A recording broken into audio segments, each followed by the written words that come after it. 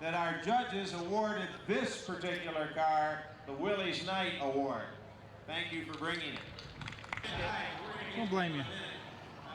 This one here's the 29 Willie's Night. I'm playing softball. Grade 6. It's a sedan. This is Jerry Sostak. Is also, this car is owned by the same man, and this just happens to be Jerry behind it. This is a 30 Willie's Night, and Jerry's out of Plymouth. So tell us about Jerry's car, the one in between them. Well, of course, the blue car here is very typical of the cars of the era. Very sturdy visor that is an extension of the hood over the windshield, the roof over the windshield. The Willis Overland built in 1930. These 29 Willis Knights were styled by Amos Northup of the Murray Body Corporation. He alternated between working at Murray Body and working at Willis Overland. Amos Northup did a number of famous cars. He worked on the Rio Royale of 1931, the Graham Blue Street. Bathtub glass.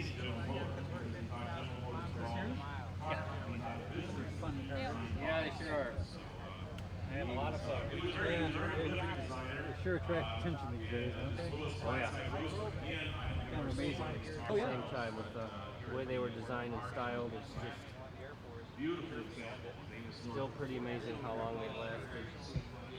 But not very many of them are made it anymore. They're driven hard and not many of them survive, but yeah. Pretty durable car. For about 9 years. They can be if they're well maintained, like just about anything, but they were problematic. They had, one of their biggest problems was rust, and that really turned their owners away, but well maintained ones are still performing pretty well today, and often are the driver of choice for even people that live in climates that support this type of car, so they do pretty well. Okay, thanks. Thank you. Appreciate you. Pull them ahead. We've talked about Overland Whippets, but actually there wasn't just a plain Willis car until 1930. They were Overlands or Willis. There were Willis trucks a little earlier, I recall.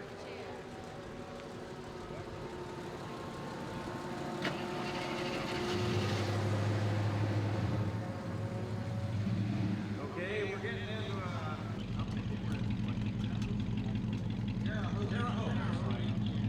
And he apparently was a dealer for Overland cars. He couldn't get the cars he wanted to do the one that's going race, and moved the whole operation to Toledo, which was a much better area to manufacture cars.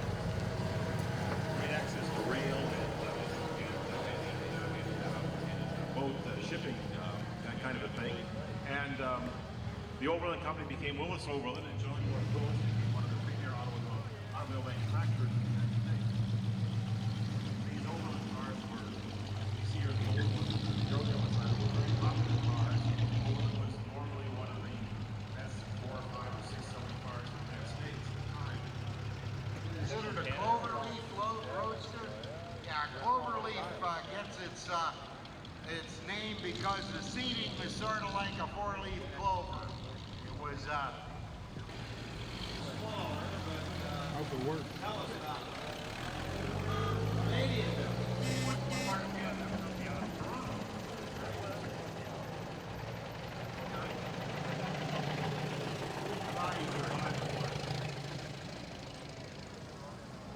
Ferndale. Gene also helps us with the Orphan Show every year. You'll see his face in this particular car every year for the last 8 years. Tell us about Gene's car. Well, this is a Falcon Knight, I believe built in Illyria with Willis Overland per se, but John North Willis had a financial interest in this company, as he did with the Stearns Knight automobile built in Cleveland. It was another attempt to do a popular price for a brand new car, but ultimately they decided to withdraw this car from production and concentrate more on the mainstream products that Willis Overland was making. But again, Falcon Knight, a very rare car. You really rarely see these vehicles.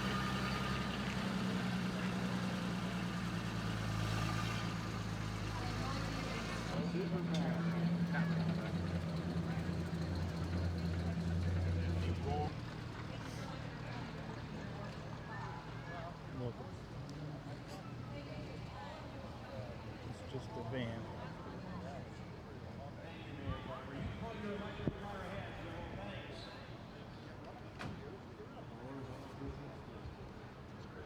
Boy, the police better be watching that one for noise. Okay, pull those Jeeps ahead. Let's see where we're at. Maybe we better get over there.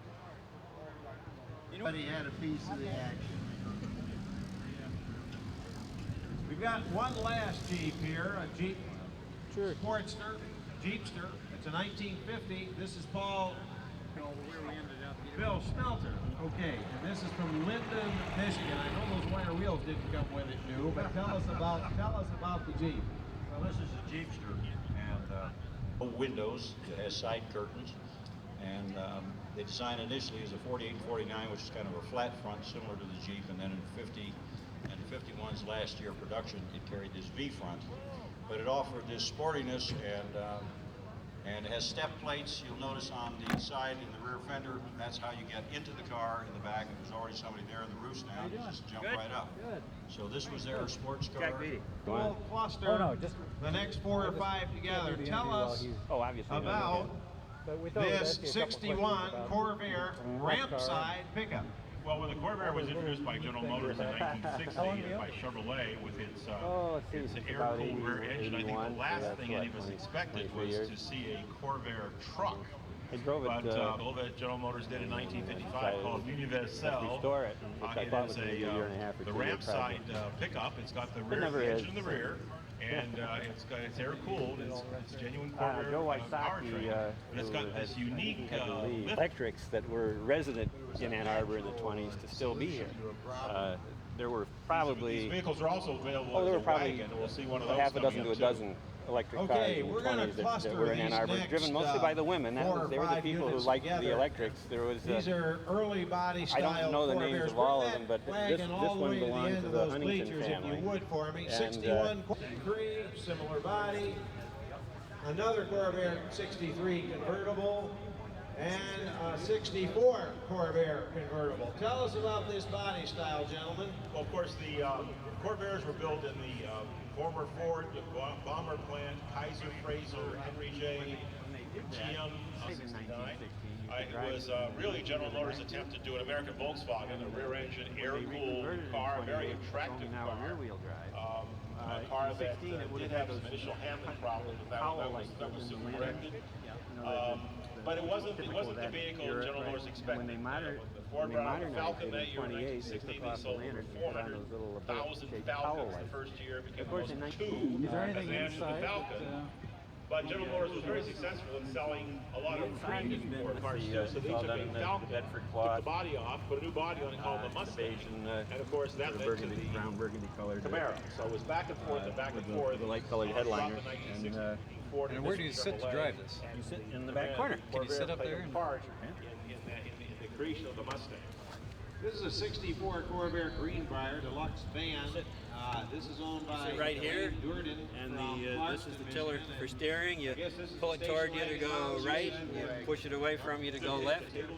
And this is the speed control. You have 5 speeds forward, well 5 speeds in reverse, But anyway, you can see which would be hard to use, but two passengers or 4 people facing each other. the control runs the motor is a 84 volt. It runs on either 42 or 84 volts because there are 14 batteries in the car, 7 in the front and 7 in the back. So you have 2 42 volt battery packs, and then the controller selects the various speeds. The top speed on the level, Okay, Elaine, the book pull says ahead, it's supposed to be please. 23, 24 miles an hour.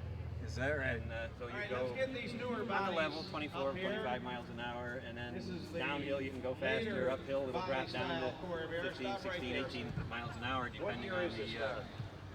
This is a grade. 65, and where are you from? But it's From Grand Can you, Blanc. do the shades Right work behind still, or are you?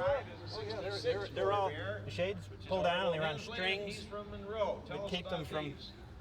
they keep them from flapping around. And there's shades on the 2 sides and the rear. The rear window opens and the front window opens. What Horn button.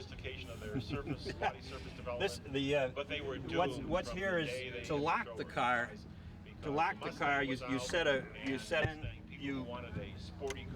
stand the controller up, and then there's a key behind it which you turn, which locks this in the upright position, and the car can't be driven by anybody. The controller, see, I have it locked out now, so it won't go anywhere. But I can. This action gives me my speeds forward, and for reverse, you pull up and you go the same thing, but you're going backwards at that point because of there's a switch down below that selects it. So it's all tiller control. I have a horn button on the end. I don't want it's a noisy horn, so I don't bother. Can you show us the batteries? Sure. Beautiful car. Here comes, we're moving into the truck class, and we have one more class after the trucks, which is a very large class, which is the Hudson class. But slowly, we're getting to the end of the show. There's one set. Now these are a little heavier than golf cart batteries. They're scrubber batteries. They're 245 ampere hour batteries.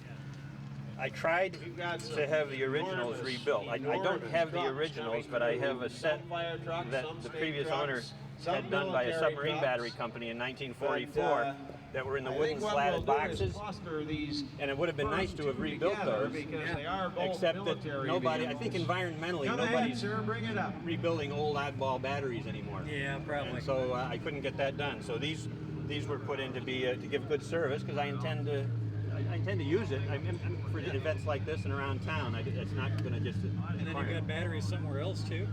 In the front. That's good. Good, sir. Pull yours ahead, and we're going to cluster you along with this one. There's another bank in the front. What's the range on your car?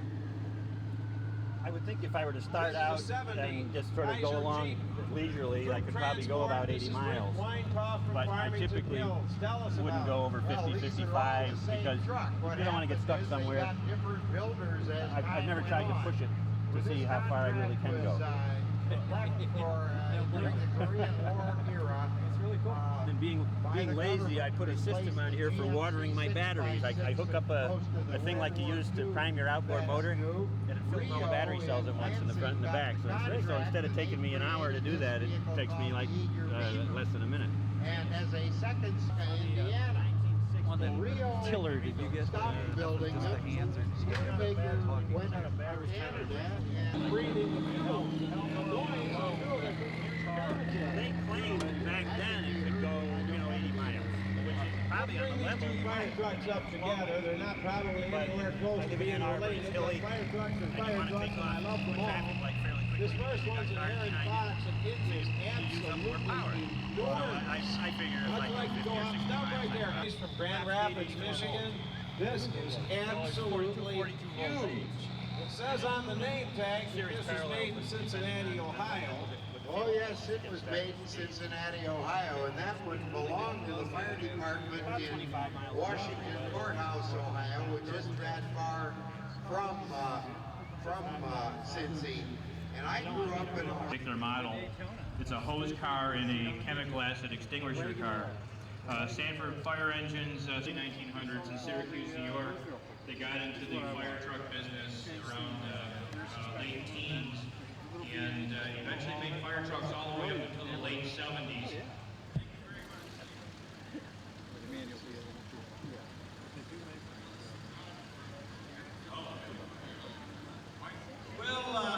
We'll bring this old stake truck up, and in just a moment we'll get 24 Graham Brothers, 1.5-ton flatbed. This is Charles Slattery from Howell. Tell us about this truck. Well, the Graham brothers came out of southern Indiana, where great natural resources for making glass. So the Graham brothers, getting tired of the farm life, they got into the manufacture of glass bottles. Eventually, Graham brothers began to build truck bodies on a Ford Model T chassis. Well, Detroit, that they would only use Dodge chassis, and they would market their trucks through the Dodge Brothers dealer organization. So in the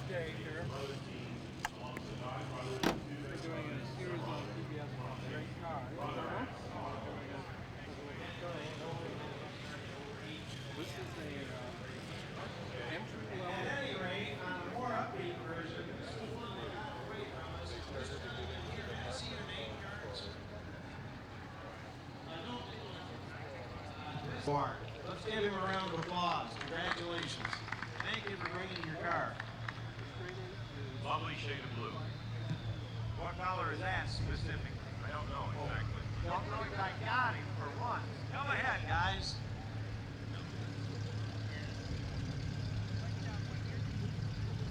Okay, we got a couple of terraplanes. Our Hudsons, okay. 36 36 one. This is a Hudson Terraplane 36, model 61.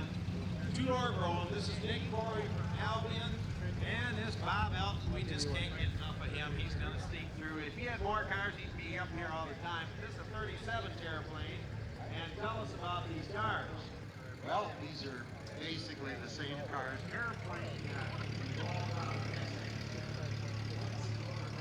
Yeah, we'll just open this door. So here's some I just got full. Okay, thank you very much. Come on, They introduced the Essex as a lower priced companion car to the Hudson. Wow, thank you very much. And as they go to the aeroplane and tie it down to the ground, we call it the aeroplane for. So for a brief period of 1932, 33, they were Essex airplanes. And then they became airplanes, read pure airplane. The 37 reads Hudson airplane. There was a major change in appearance, at least in some degree, when the doors were moved from front opening to front hinge, and sort of changed the effect of the car on the road, and the tail lamps were moved off the trunk and onto the fenders. But aside from that, and the real the so-called metallic parts that Hudson had. Manufacturers, again, selling nearly 300,000 cars in the late 1920s. Unfortunately, they never got there again, and they nevertheless built some very attractive automobiles, and especially this very nice color combination with the orange wheels. The judges thought it was attractive too, Randy. Our car, the Hudson Class Award-winning trophy. Congratulations. Thank you for bringing it. Too long.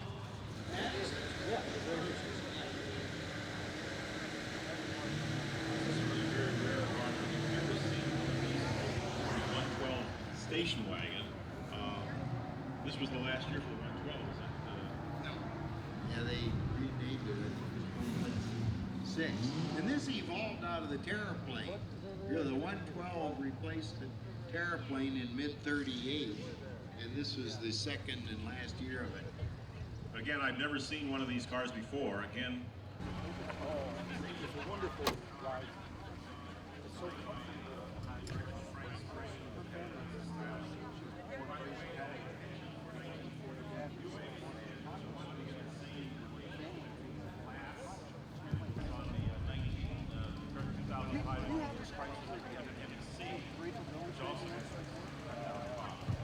these were very, very successful cars.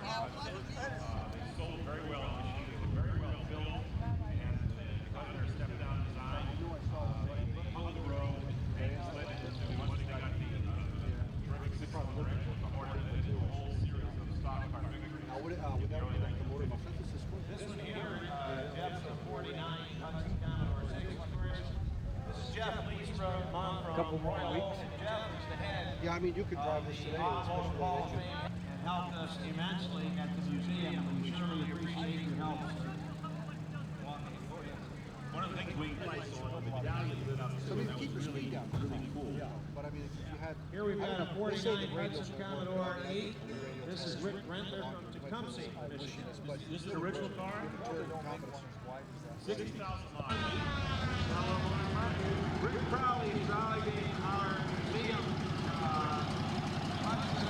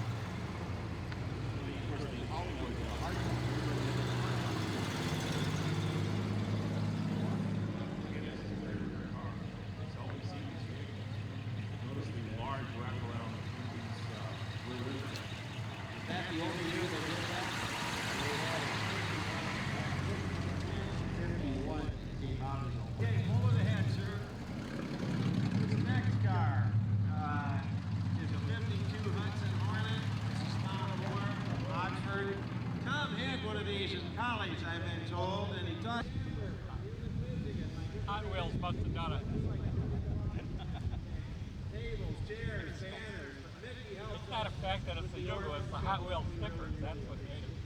Notice that the 48. Last but not least, the 54 Hudson jetliner. This is Bob Stoner from Toledo, Ohio. Orphan cars, are you, you feel bad about being called an orphan or having an orphan? I tell you what, is that this whole show is a book on the history of the automobile industry. Is that you go to the show and you see cars from, you know, I don't think there's any other show that's quite like this show, period, as a car show. What kind of comments do you get from people about this car? We hear an awful lot about the Mackinac Bridge.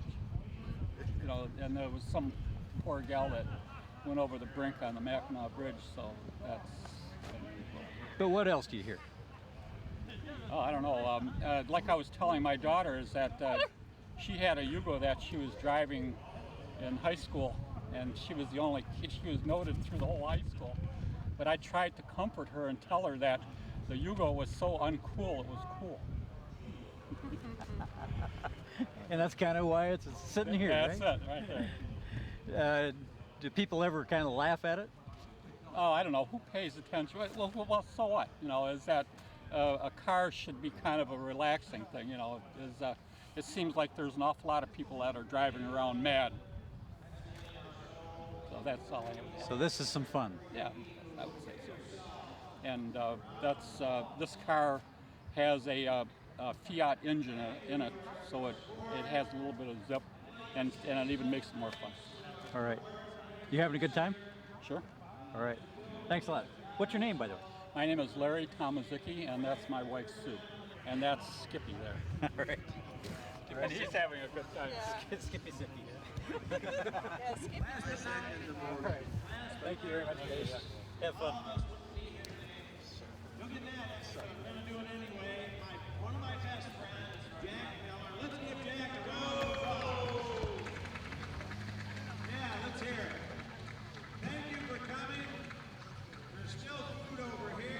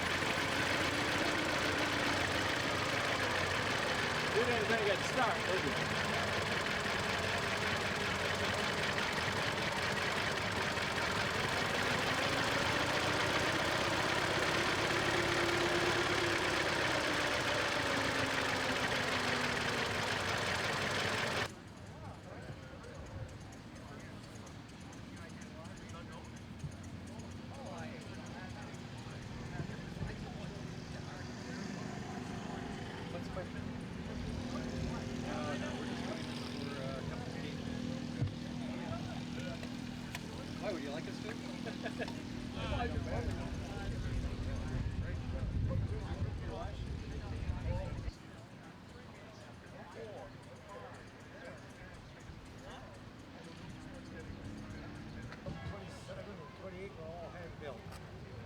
was torn down twice, reassembled on each one before the chassis.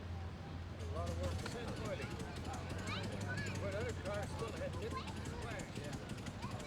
It's got 12 belts on each side. It takes a sound lifter with a roller lifter on the bottom of the sound lifter roller goes to cam. In other words, still the Rolls Royce. The engine running, they didn't want to hear it. They walk the clock.